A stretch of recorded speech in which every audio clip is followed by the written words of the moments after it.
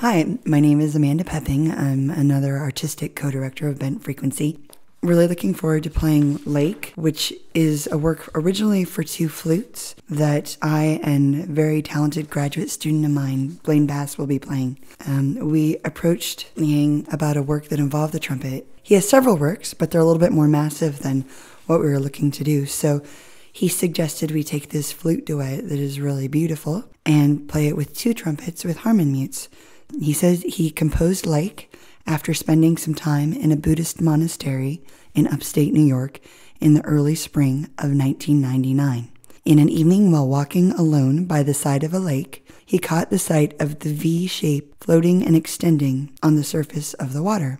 It was a beaver taking a swim under the moon. He then chose to write a piece of music that served as the silent surface of water on which performers could inscribe their signatures in sound. The work was commissioned by flutist Orlando Sela and Masumi Yoneyama, who gave its premiere on January 18, 2000 at the New England Conservatory.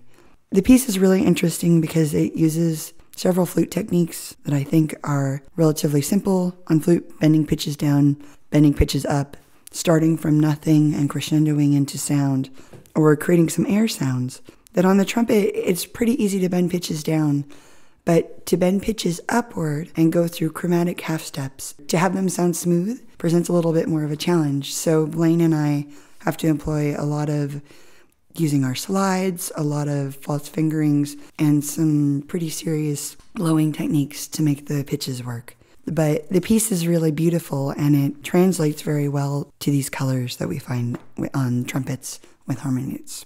I really like this piece for a lot of reasons.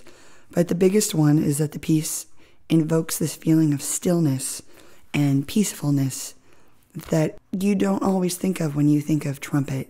So I really enjoy the opportunity to play music that is very calming. And it's almost trance-like. I really love this image of the beaver swimming and seeing the V on the water surface. I also really like that this piece isn't necessarily virtuosic in a normal sense for the trumpet, but it is really evocative and it is really beautiful. So I'm happy to get to play it. Some people might wonder if this piece, originally for flute, when translated to trumpets with harmon mutes, changes the piece, but actually it translates really, really well. The colors and the warmth and the purity of the sound you heard with two flutists is recreated on these two brass instruments.